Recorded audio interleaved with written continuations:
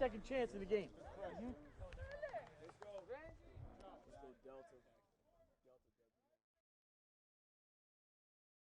Hi guys, I'm Eric Lance, wide receivers coach here at Rose-Hulman Institute of Technology. Thanks Chief Pigskin for having me on. It's an honor.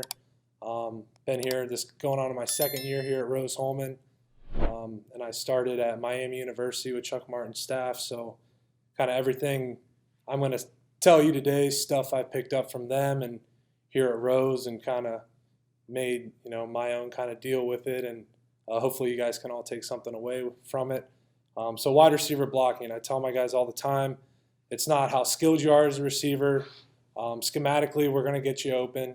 You're going to have a chance to make a play, but it's about being a great teammate. So I harp on being a great teammate all the time, and what that means to me on the football field especially is doing your job. And there's no frustrating thing in the world than having a wide receiver miss a block that goes for 5 yards instead of a home run 60-yard touchdown. So wide receiver blocking is what we're going to be talking about, and we're going to talk about the Ooze block. So here at Rose, we like to throw bubbles. We like to get our best athlete in space with the ball. So it all has to do with getting our guy the ball, and we got to block for him when we do that. So the Ooze block is why we ooze. It creates patience on the perimeter and helps you sort out the blocking. It gives you proper leverage to block for the bubble and allows our guy to circle the defense, not cut up field into defenders coming back to him, so he can bust a big one for us. So there's 4 phases of the Ooze block. Footwork, which is 1 big, 2 little. You're going to aim 2 yards outside the defender, and we say this because nothing's ever stationary, especially after the snap in the game of football. So if you're going right at the defender, he's going to run right by you. He's going to make the play, and we're going to have the numbers for the bubble, and we're not going to get anything out of it and get our guy killed that way. So aiming 2 yards outside is critical. Adjusting our footwork for poor leverage. So the defender's not always going to be in the same spot. He might be 5 yards outside of you. He might be 3 yards inside of you. So you got to be able to judge that with our pre-snap DEL. And DEL for us, DEL, is depth, eyes, and leverage, which our guys look at every single snap, whether it's a run or a pass, to kind of read the defense and know exactly what's going on. And then against press man, we tell our guys to run off and then block them later down the field instead of trying to block them right at the point of attack. Mirror is the second phase. We got to stay square and shuffle when we mirror. Got to have a good base foundation under you. Similar to playing basketball and defense is what I always tell my guys. We don't want to click our heels. We don't want to lunge. We want to stay short, choppy steps so we can move either way to make the block, and then have the ability to slam breaks versus an undercut, and be able to get in front of our man and free the bubble. And then strike. Strike's critical. Find your range, elbows tight, thumbs up, right on the chest plate. And then after that, you got to finish with a good knee drive, and then tear off the read spot, so we can bust a big one. All right, so here's a drill we work every day. Every day I start with a blocking drill as a receivers coach. Like I said, we're going to get you open. You're going to make your plays, but blocking's critical for us. So you're not going to see the field if you don't block, and blocking's all effort-based. Coach just got my mic working, so here we are, back to the mirror drill here. So again, the footwork's critical. So it's 1 big, 2 little. We're chopping our steps. 1 big here, 2 little. Pretty good exaggeration here by Sawyer. And then he's just here. He's mirroring his guy. Why we practice this is so our guys, get in that good habit of being able to change direction so they can make the block at the point of attack. All right, so then the next drill we do, same exact thing. 1 big, 2 little, chop, chop, chop, mirror here, mirror, and then we want to strike. All right, we want to strike and finish. That's very important. And here, he does kind of a poor job on the strike. I wish you would be more violent with it here, and then more exaggerate with the knee drive at the end. So here's another look at it. This is the mirror. This is really nice. You see how my guy here, Jake Schrader, Really good job here, exaggerating his knee, his first step, 2 yards outside his target. Good job not clicking his heels, staying square to the defender. Really good job mirroring here. So here he comes with a strike. Really good violent strike he shows here. Only thing I'd say is you just, drive your knee more here on the finish. But really good strike. Pretty good rep all around here for Jake. So here's us in a game. All right, here, not the greatest by my guy here, Ray. But again, he's here, he's in position, but he, instead of striking here, and this is why we work this drill, this was week 2, we started working it many, many more periods of practice to get this down, but he's here and he's just kind of in the guy's way, but he does a good job sticking with it and at least freeing up Noah Thomas here on the run off the bubble. So again, these blocks don't have to be long. They don't have to be the greatest blocks. You just got to give yourself time to get in front of him and free up the ball carrier. Another look at it here. All right, so the individual blocks. So we ooze to block the man in our count. So everyone has a number. So if we're a 3-man side or a 2-man side, the outside receiver always blocks 1. The inside receiver will block 2. But if the man overuses a threat, you got to strike him, cover him up, and clear off the read spot. Now there's instances where the man overuse is not a threat, so a lot of cover 3 we see. Our outside receiver has to look to secure inside. So instead of just running up and blocking him right away, the ooze gives us a chance to sort things out, like I've said, which is critical for us. So he'll take his 1 big, 2 little. He'll be able to show eyes inside, help out, and give presence to help the inside receiver. The outside blocker, keep outside arm free, but collect the defender if he plays onto you. All right? And again, sort it out. When you face poor leverage, so if you're significantly inside the defender, the ooze transforms into 3 big steps. All right? So if he's really wide on you and he's tight to the line of scrimmage, doing your 1 big, 2 little, you're not going to get there in time. He's going to run right by you, make the play. So we have to adjust accordingly, and we got to just common sense the ooze. If the guy's way wide, 3 big steps, get in front of him. If he undercuts you, you got to reverse ooze. So we play some trap corners as well, where they'll slice in underneath us. We got to be able to 1 big, 2 little to the inside instead of to the outside. All right, so here's the drill we do. Again, this is a cover 3 look. All right, so pretty good job here by number 12, Adam Sturgeon, helping out here. Corner's not a threat. Corner's in his deep third. So here he is, 1 big, 2 little. All right, eyes inside, attacking with the inside arm, outside arm's free. All right, he's just there to secure it. Once Zimmerman here, number 28, gets full control of the block, then you move on to the guy who's least dangerous. All right, and at the end of the day, we'd rather run on a corner with our best athlete. So if you can't get to the corner, we'll take our chances one-on-one with the corner. And then here by 28, false steps. Drives me crazy when kids false step. It's got to be in a boxer stance here, heel to toe relationship, inside foot up.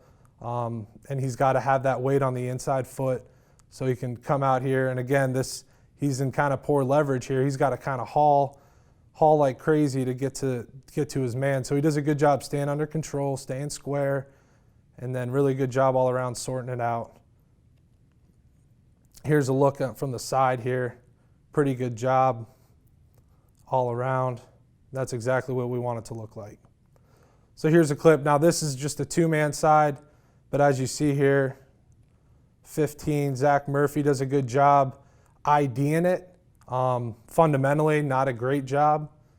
So he's here. The ooze really isn't there. He just kind of steps out, but he's sorting it out. So at the end of the day, he's sorting it out. The safety's coming down. All right, the corner's not a threat. The only thing he's doing here I don't like is he's hopping. So he's not, fully square to his man. And he's not fully under balance, under control. But he does a really good job at the point of attack, getting to him and then getting his butt away, turning his man to free that read spot for our bubble runner here. So all around, not terrible. We'll live with that. You know, it's a good 8-yard gain, so we'll take that. All right, another look here. This time 15 kind of ignores it. All right, he's got to see this. He's got to see the man here. So right here, he's blowing doors up. He's not oozing. We need him to ooze here. It's important for that because right here, his guy's dropping into cover 3. All right, he's got to be helping out on this safety right here. He should be helping him like we just saw in the previous drill during practice to secure inside here, help out the tight end, and then go to his corner. Tight end does a pretty good job getting out to him, making enough of an impact to have a decent gain there. All right, so this drill here is against the undercut. All right, so trap corners, sometimes a Sam backer try to undercut you to get to the bubble runner. So here, this is just a drill we work every day. All right, again, boxer stance here, heel to toe. All right, you're going to want, in this situation, your weight on your outside foot because he's the outside receiver, and we're reverse oozing. So it's one big, two little, and this has to be quick. All right, we can't take our time against a trap corner. We got to get in his way. We got to cover him up so we don't get our guy killed. All right, if he doesn't ID the trap corner, if he doesn't do his del the correct way, we have an issue. If he's trying to aim 2 yards outside his defender, he's going 2 yards outside like a robot, we're getting either a pick six or our slot receivers getting blasted. So we don't want that. So the reverse ooze is critical, especially, and that's mainly game plan. When you see a team that plays some trap corner, that's something we'll do. We'll rep a lot during that week to get our guys' mind right. So here's just another angle of it. Really good job here by Sawyer. All right, so here's a clip in a game. So here, 3-man side. Really good job here getting in front of him, cutting him off by Ray.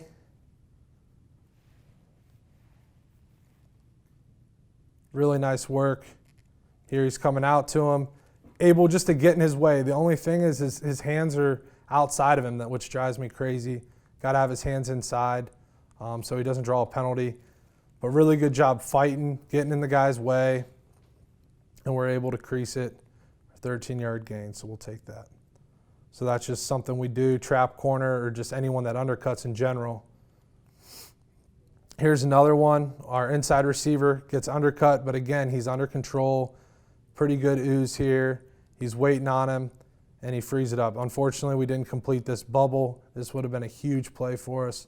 But you'll see the outside receiver here in man coverage running his guy off down the field and then going to block him 10, 15 yards down the field. All right, so like that brings me to man coverage here. So if your pre-snap del is telling you the defender's in man, you may run him off before blocking him. The big thing here is you want a lazy release outside of him. Let the defender get over top of you, think he's beat you. Fake the catch. I always tell my guys 10 to 15 yards down the field. Get him to turn his head looking for the ball and then strike him, get into blocking phase, and then keep the defender's eye on you at all times. That's critical. The second he looks away and you're running away, he's unblocked. So always make sure you're his full attention. So here's a look at it. Outside receiver runs off. Pretty good job. The only thing, though, is I'd say you got to look back for the ball. And I'd tell him here, like the defender's on you. He's glued on you right here. You can run him even longer. He stops at 10 yards. He could carry this out to 15 and be just fine. But again, look back for the ball. But good job getting in blocking phase, sticking with it. Not too bad there. We'll take that for 11 yards. All right, and then cut blocks. This is the last key of it. You can only cut in an emergency, and it drives me crazy. when guys just want to cut. Emergency is defined as a defender who's already within striking range as you complete your ooze. All right, so it's not you already oozed one big, two little, chop for 3 or 4 times and then cut. It's if the dude's shooting across your face and it's last resort. All right, so you want to cut his outside patella tendon with your inside shoulder is what we tell our guys. So you want to take that inside shoulder across his body into his outside knee, and you want to rip through with your inside arm and then roll. And the roll is critical so you can hop back on your feet and make a play, find more work. The worst is, the one reason I don't like cutting is when you're on the ground, you can't help us. So if you whiff on your guy, you're on the ground, that's the worst case scenario. If you're both on the ground, you still can't help us later down the field. So here's a drill I work. If you have a little donut roller, this is something I do every now and then. I don't emphasize it too much because, again, I don't like cutting. But this is a pretty good job here by Noah Thomas, getting his inside shoulder on that outside patella here, ripping through. The only problem here I don't like is the roll, because you'll see him roll here. So the one thing he's got to work on is rolling out of this, hopping back on his feet so he can make a play. But here he's just kind of on the ground, flopping around. We want him to pop right back up, be ready to make a play. But this is a nice, aggressive, low cut, pretty good quality cut here by Noah. Then you'll see here in a game, this wasn't a great cut, not at all. It's not an emergency cut. I was not a fan when I saw him do this. And again, bad cut here. He kind of whiffs on him, but he gets him, clips his legs with his heels here, gets him to the ground. But this is the only reason I wasn't mad, was the effort he makes here. He hops back up, and again, blocking's all effort based. Hops back up, makes another block, and we get a nice 23-yard gain out of this. So initially bad job here by my guy Zach Murphy, but really good job stepping back up and then finding more work and being a great teammate, freeing up his teammates down the field. So again, ooze blocks for bubble purposes, not for perimeter runs, but just bubble purposes. And the 4 phases are critical. So yeah, that's all I have. I hope you all learned something today. And my contact information's here on the slide. The email is Lantz, Lantz, @rose-holman.edu. My Twitter's @coach_Lantz. So if you'd like a copy of this presentation, I can download it on Huddle and share it with you. So feel free to contact me on Twitter or email. And thank you, Chief Pigskin, for having me out. It's been an absolute pleasure. And yeah, everyone, best of luck this year. Thank you.